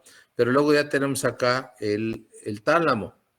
Y aquí vemos una parte del tálamo en la que este tálamo se une con el tálamo del lado contrario. Este pedacito de tejido cerebral es la adherencia intertalámica. Es la adherencia intertalámica, la que une a un tálamo con el otro. Y luego aquí estamos viendo el agujero de Monro. Todo esto es la cavidad del tercer ventrículo. Ahí está. Todo esto es tercer ventrículo. ¿Qué está formando las paredes del tercer ventrículo? El hipotálamo, ¿sí? Entonces ahí está. Este es el tercer ventrículo. Luego, vemos hacia adelante aquí. Ese es el quiasma óptico, segundo par craneal. ¿Qué hay atrás? Bueno, pues atrás vamos a tener la hipófisis con un lóbulo posterior. Esta es la neurohipófisis. Y esta es la adenohipófisis o lóbulo anterior. Ahí está la hipófisis. Luego tenemos abajito del hipotálamo, aquí que ven ustedes aquí, este es el núcleo mamilar que acabamos de mencionar anteriormente. Ahí está el cuerpo mamilar. Y estamos viendo ahí el origen aparente del 3. Ahí está el origen aparente del 3, el motor ocular común. Tercer par craneal, ahí ese. Y el espacio perforado posterior. ¿Qué más identificamos? Esto que ven ustedes aquí. Esto es el pedúnculo cerebral. Forma parte del mesencéfalo. Ahí está el pedúnculo cerebral. ¿Qué vemos atrás? Aquí atrás estamos viendo la lámina cuadrigémina o tectum mesencefálico. Lámina cuadrigémina o tectum mesencefálico formado por dos colículos, dos superiores y dos inferiores. Y arriba la glándula pineal o epífisis. Y acá, este es el acueducto cerebral o canal mesencefálico. Este acueducto cerebral o canal mesencefálico, acá se va a continuar con la cavidad del cuarto ventrículo. Ahí está el cuarto ventrículo. Vamos a poner todos los ventrículos en el mismo color. Y estas son las cavidades encefálicas. Todo esto es donde está circulando el líquido cefalorraquídeo o líquido cerebroespinal, ¿no? Ahí está. Ahí está el tercer ventrículo, acá el cuarto ventrículo. Y bueno, pues ya después lo demás es, ¿qué más vemos por ahí? Bueno, pues esto es la protuberancia o puente de Barolio. Y luego abajo está el bulbo raquídeo, abajo se continúa con el canal ependimario. Y acá en la parte posterior, ahora sí está ahí el cerebelo. La corteza del cerebelo, los pliegues de los hemisferios cerebelosos. Bien, la que sigue. Ahora ahí viene lo bueno, ahí viene lo bueno. A ver, seguimos con Maleni. ¿Tienes micrófono o escribes? Maleni, escucho o espero ver. Muy bien, Malene. Hija, un favor. Acuérdanos, cuando vimos en las primeras clases de la semana pasada, vimos que las neuronas se dividen en dos grandes grupos, ¿sí? Esos dos grandes grupos, Maleni, ¿cuáles son? Hay dos tipos de neuronas. Dime cuáles son, hija, por favor. No, bueno, eso es en cuanto a motoneuronas del asta anterior. No, en general, cuando empezamos a hablar del sistema nervioso, les dije, hay dos tipos de neuronas. Las alfa y las gamma son motoneuronas de asta anterior. Pues yo quiero la clasificación general. Eso es, aferentes, muy bien, y eferentes. Ok, entonces fíjense bien. Ya vamos a seguir contigo, Maleni. Así es que no te me desconectes porque Entonces, las neuronas están divididas en dos grandes grupos. Vamos a poner como néter las eferentes en rojo y las aferentes en azul, ¿sale? Para que sigamos las ideas que a David se le fue el internet. Bueno, ¿qué hacemos ahí? Seguimos contigo, Maleni. Entonces, las neuronas aferentes se dividen en dos grandes grupos. ¿Cuáles son, hija? Muy bien, Maleni. Somáticas y viscerales. Excelente, muy bien, Maleni. Aferentes somáticas y aferentes viscerales. Muy bien, seguimos contigo, Maleni. ¿Y las eferentes en qué se dividen? Ahora las eferentes, las motoras. Igual, claro, igual. Entonces ponemos que las eferentes unas son motoras y otras son eferentes, eferentes, ¿qué dije aquí? Eferentes somáticas y eferentes viscerales. Hizo un cortocircuito una neurona con otra. Bien, seguimos contigo, Maleni. Ahora seguimos con las aferentes somáticas. Hay dos grupos. ¿Cuáles son unas y cuáles son otras?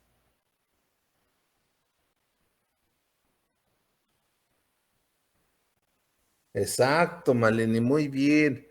Las generales y las especiales. Y luego las viscerales, Maleni.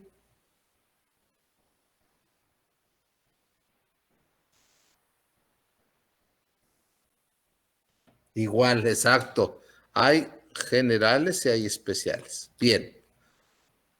Pero ahora todavía más, Maleni. Las aferentes somáticas generales, hay de dos tipos. ¿Cuáles son? Qué bien, Maleni.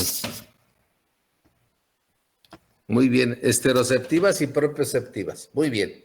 Bueno, pues ya Maleni nos recordó todo esto. Entonces ya seguimos acá. Las aferentes somáticas especiales también pueden ser esteroceptivas y propioceptivas. Las aferentes viscerales generales así se quedan. Las viscerales especiales ya se quedan.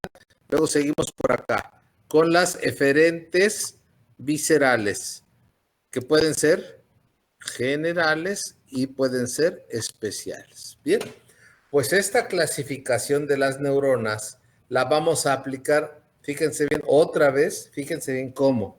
Lo que vimos al principio, tenemos que retomarlo ahora con el tallo cerebral. Entonces, ustedes aquí lo que están viendo es una imagen de Netter donde se muestran los núcleos sensitivos y motores del tallo cerebral. Ya ustedes se imaginarán, ¿verdad? Ya ustedes se imaginarán cuáles son los motores y cuáles son los sensitivos, ¿no? Ay, Dios. Marcador con resaltador rojo. Entonces, acá tenemos los núcleos motores. Acá tenemos los núcleos sensitivos, ¿no? Para empezar, ahí vamos empezando por identificarlos en el tallo cerebral. Aquí Netter lo que hizo fue poner de un lado los sensitivos y de otro lado los motores para no cargar tanto la imagen, pero recuerden ustedes que esto que vamos a ver pues esto se encuentra tanto del lado izquierdo como del lado derecho. Yo estoy aquí viendo en esta imagen que los núcleos motores están del lado derecho. Ah, pero también hay motores del lado izquierdo, ¿sí? Y los núcleos sensitivos que veo del lado izquierdo también están en el lado derecho, correcto. Bien, entonces desde aquí nos vamos a ir poco a poquito, vamos a ir viendo cada una de estas columnas nucleares. Fíjense bien aquí, vamos a ver que las columnas nucleares del tallo cerebral se van a dividir en dos grandes grupos, que los tengo aquí, los rojos y los azules, los motores y los sensitivos. Los motores son los que están en rojo, los sensitivos en azul son los del lado izquierdo. Vamos a empezar entonces con las, ahora, columnas nucleares del tallo cerebral. Y ahí tenemos la primera columna, ponemos 1, primera columna, aferente, somática, general. No sé por qué no quiere pintar ahí. Con sus dos porciones, una esteroceptiva y otra propioceptiva. ¿Sí? Entonces tenemos una primera columna, aferente, somática, general, con una parte esteroceptiva y una parte propioceptiva. Bien, seguimos con Ángel Obed.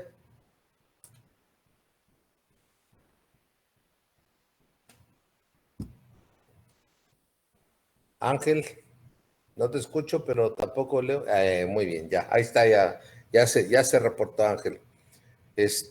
La pregunta, Ángel, es la primera pregunta, es la siguiente. Las neuronas aferentes, somáticas, generales, esteroceptivas, ¿cuáles son o para qué sirven o qué hacen? ¿Qué me puedes decir de estas neuronas?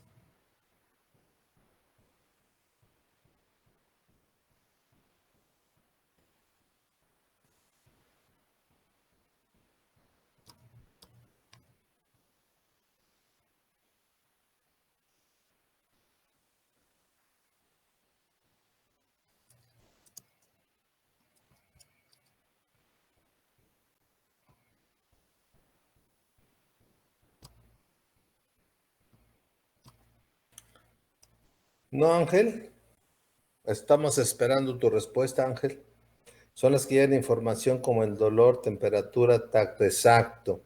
Las fibras, ahora voy a poner acá este lado, las fibras aferentes, somáticas, generales, esteroceptivas, son las que se encargan de recibir esa información que nos acaba de decir Ángel.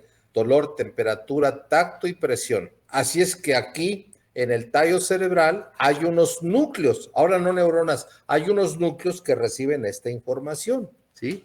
Hay unos núcleos que reciben esta información, la vamos a marcar aquí. No, como están en azul, tenemos que resaltarlos así.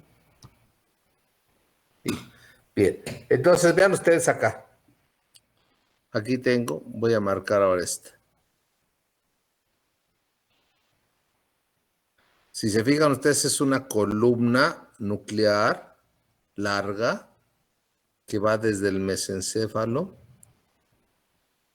abarca la protuberancia, bulbo y llega hasta los primeros segmentos medulares.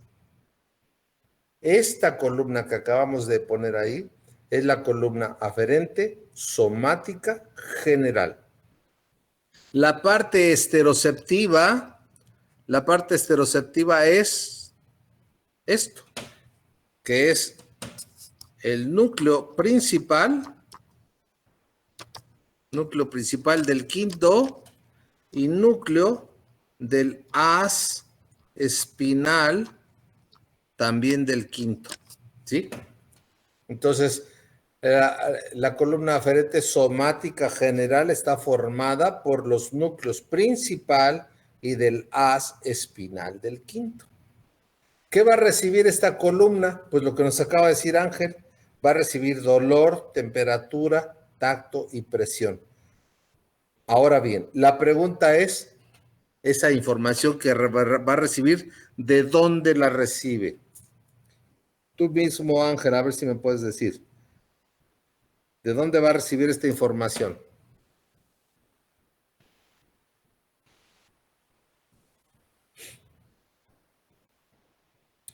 Nada más te doy un tip. Recuerda que ahora estamos viendo tallo cerebral. Ya no estamos viendo nervios espinales. Ya no estamos viendo médula espinal. Ya, la médula espinal quedó abajo. Ahora estamos en el tallo cerebral. Estamos con los nervios craneales. Al ser estereoceptiva es del exterior, sí, es del exterior, pero ¿de qué parte del cuerpo?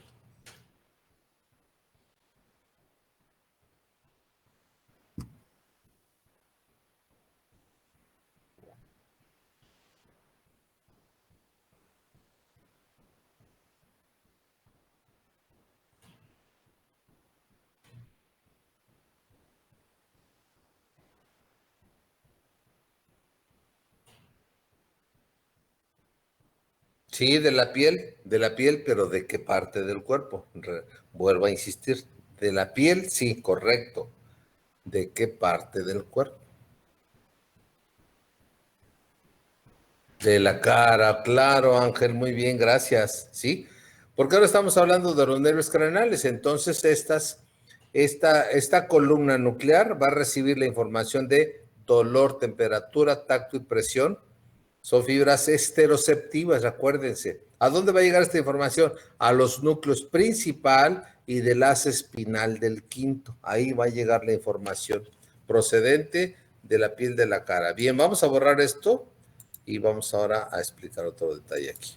Bien, entonces ahora vamos a cambiar de pluma.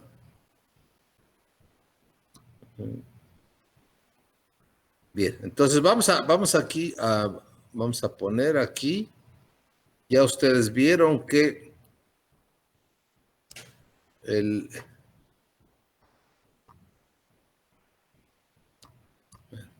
ahí tenemos la cara, ¿no? Una cabecita medio chueca, pero hacemos lo posible porque quede más o menos que se ve, entienda, ¿no? Y entonces tenemos receptores, vamos a tener receptores que van a captar esta información que nos dice Ángel, dolor, temperatura, tacto y presión, pero ahora de la piel de la cara, ¿sí? Y entonces quiere decir que aquí va a haber receptores y estos receptores van a ir por aquí y van a llegar acá. O pongo otro acá, voy a cambiar de color. Ahora otro receptor acá. Las fibras van a llegar por acá hasta acá. Y voy a poner otro color acá.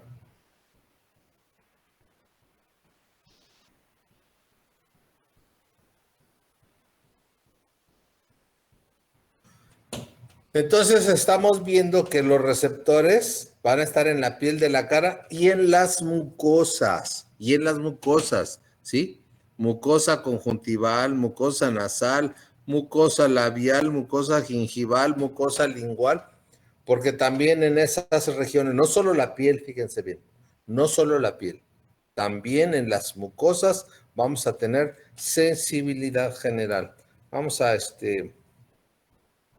ver, está por ahí. Kelly, Neily, ya te había preguntado, ¿verdad? Sí, aquí estoy, Doc. Bueno, otra vez, Kelly, otra vez, para que tenga más palomitas.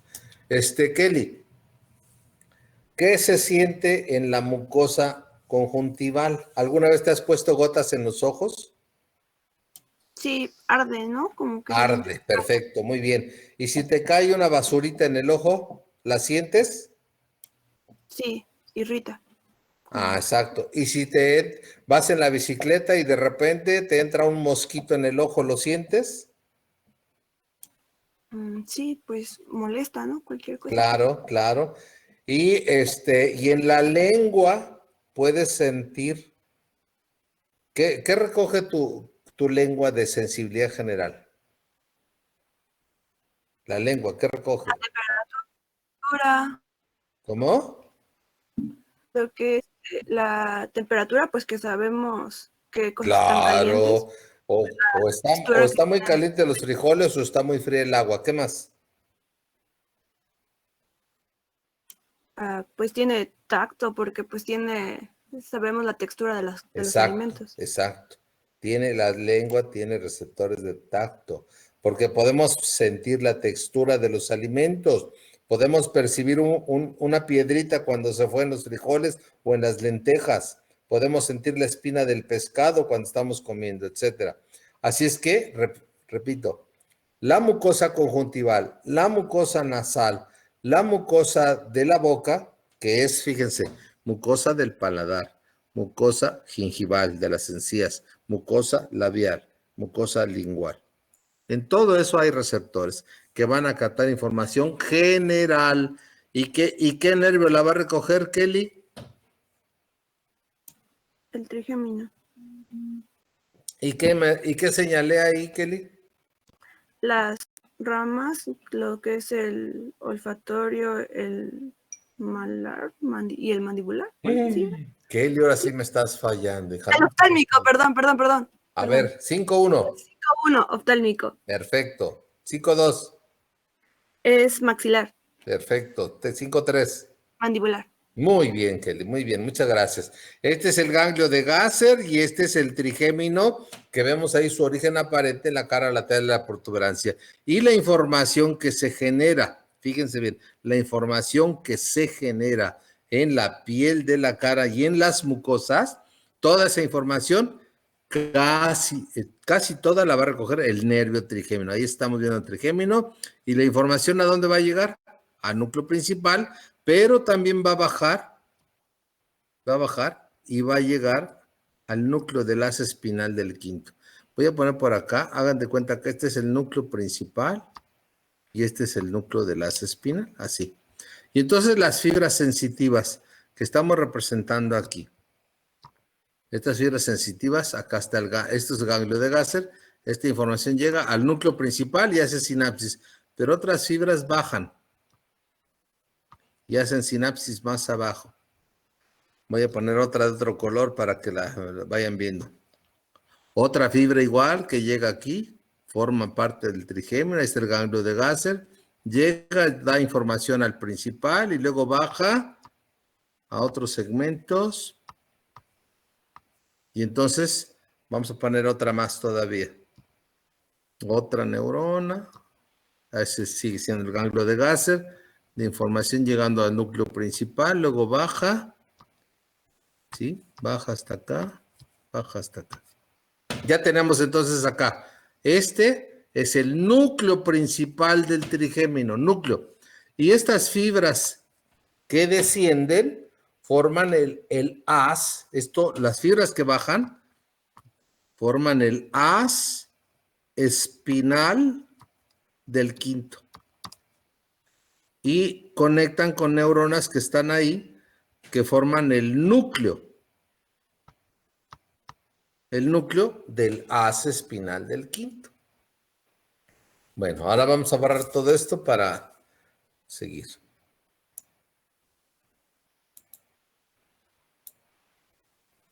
Pero hay algo, fíjense bien, esta columna nuclear aferente, somática, general, esteroceptiva, recibe dolor, temperatura, tacto y presión. ¿De dónde? De la cara y de las mucosas. ¿Quién la recoge? Casi toda la recoge el trigémino, pero hay otros nervios que le ayudan. Hay otros nervios que le ayudan al trigémino. Y entonces aquí tenemos, fíjense bien, ese nervio que ven ustedes ahí es el facial. Oh, no.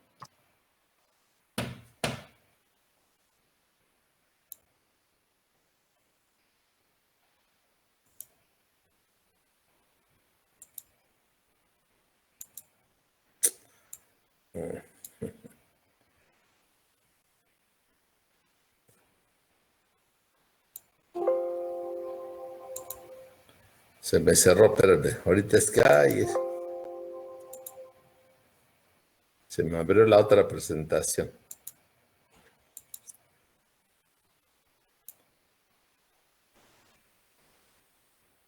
Ya. Seguimos entonces. Estábamos diciendo que hay otros nervios que recogen también la información sensitiva general y que le ayudan al trigémino. Este que ven ustedes aquí es el nervio facial, el séptimo. Y luego ahí ven el oído interno. Entonces hay unas fibras que vienen aquí y miren para dónde van. Para el núcleo principal. El facial recoge sensibilidad general, del conducto auditivo externo, ¿sí? Conducto auditivo externo. Y luego otros nervios también más que tenemos acá. Este es el glosofaringeo y este es el vago. Si ustedes se fijan, estos nervios también le mandan conexiones aquí al núcleo del haz espinal del quinto.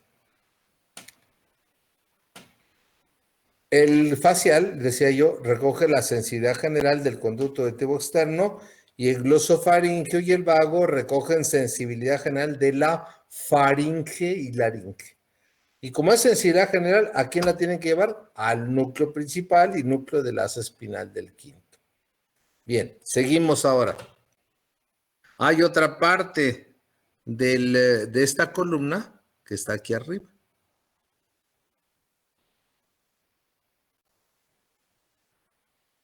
Esta parte que estamos viendo aquí está en el mesencéfalo. Si ustedes se fijan, ahí este es mesencéfalo. Y esto que estamos viendo aquí, pues no es más que el núcleo mesencefálico del quinto, ¿no? Este es el núcleo mesencefálico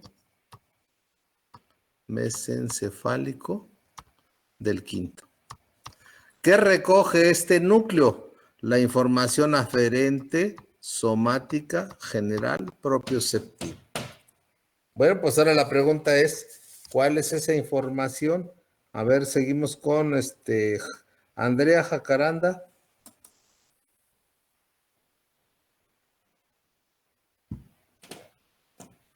¿Está por ahí Andrea?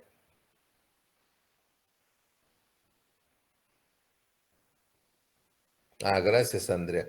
Ya vi tu escrito. A ver, Andrea, entonces la pregunta es, estas fibras aferentes somáticas generales propioceptivas o este núcleo mesencefálico, ¿qué información va a recibir? Fíjate, aferente, somática, general, propioceptiva. ¿Qué información va a recibir? Músculos, tendones y articulaciones. Ajá. Pero aquí acuérdate, Andrea, que aquí estamos en el tallo cerebral. Estamos en los nervios craneales. ¿Qué articulaciones tenemos en la cabeza que tengan movimiento y que tengan información? ¿Cuál es?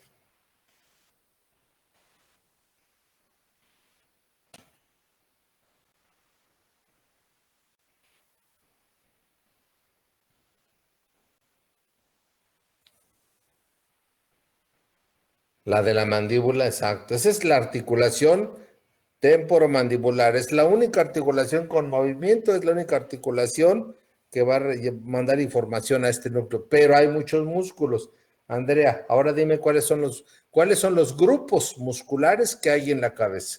No músculos así uno por uno, no. Grupos musculares. Venme diciendo, Andrea. Los masticadores, correcto. ¿Qué más? Masticadores. ¿Qué más? Masticadores.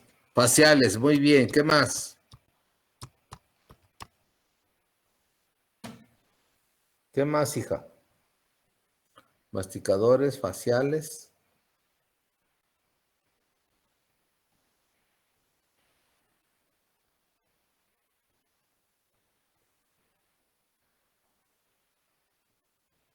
Te faltan, hija, te faltan, Andrea. ¿Cuáles más? Ya están los masticadores y los faciales. ¿Y qué más? Ah, oculomotores, correcto. ¿Qué más?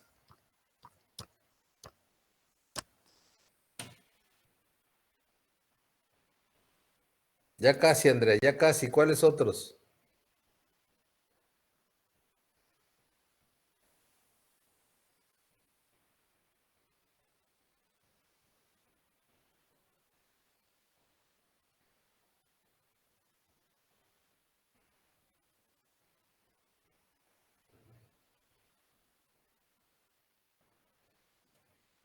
Exacto, los linguales, muy bien. linguales. Bien, fíjense bien.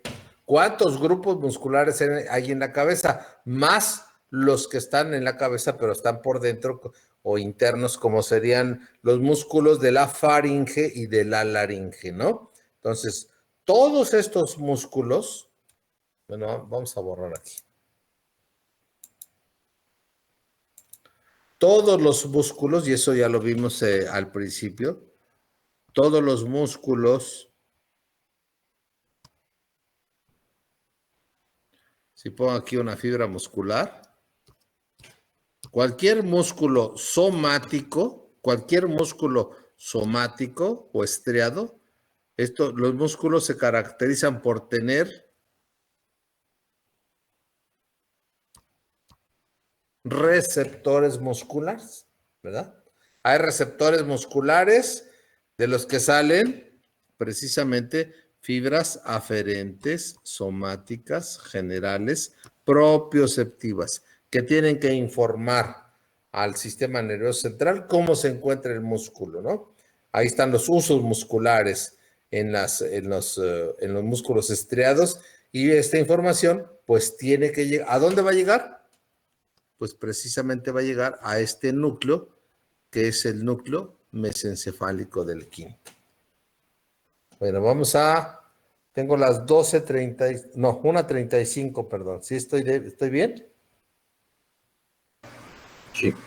Regresamos Sí. a las 2:05 para que tómense un juguito o un yogur natural o un yogur con un poquito de